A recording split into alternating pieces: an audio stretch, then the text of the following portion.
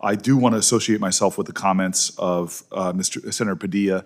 I'm so grateful for the commitment that was made today to work with him on what I think is a lot of valid concerns, especially as we're seeing in New Jersey.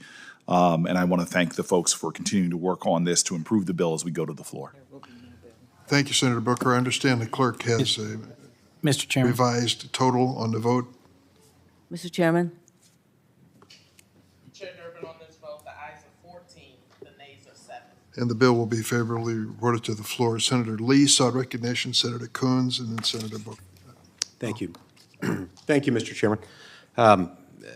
First, I'd like to submit for the record a letter that we've received from NYU law professor Daniel Francis, who's been a witness at a number of antitrust hearings before this committee, in which he expresses some extensive concerns with the Journalism and Competition Preservation Act.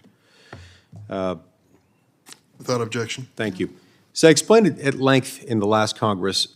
I, like several of my colleagues, have substantial concerns with this bill.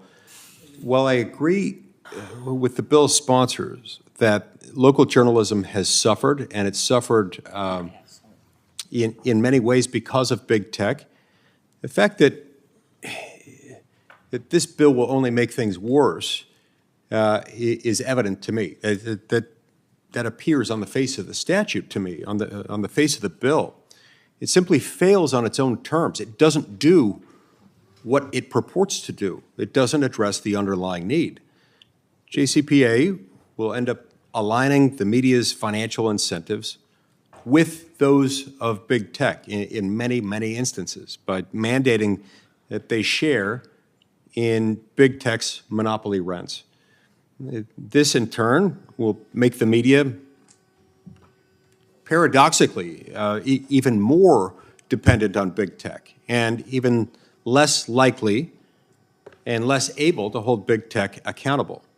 It will, moreover, tend to distort news coverage of the political process, as journalists will be dependent on this generous subsidy that's conferred through this legislation. And it will end up favoring large conglomerate publishers over small local publishers, allowing the big players to take revenue away from the smaller players. And it does all of this by sanctioning the formation of cartels in the name of competition, and then under Section 4, requiring them to submit to an arbitration process that will further skew the results and not in favor of small players. Look, it just makes no sense. I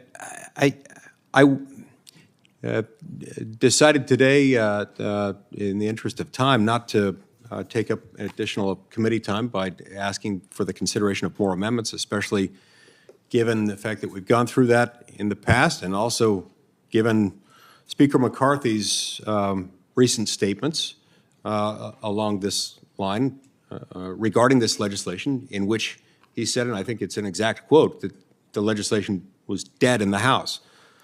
It's not hard to see why.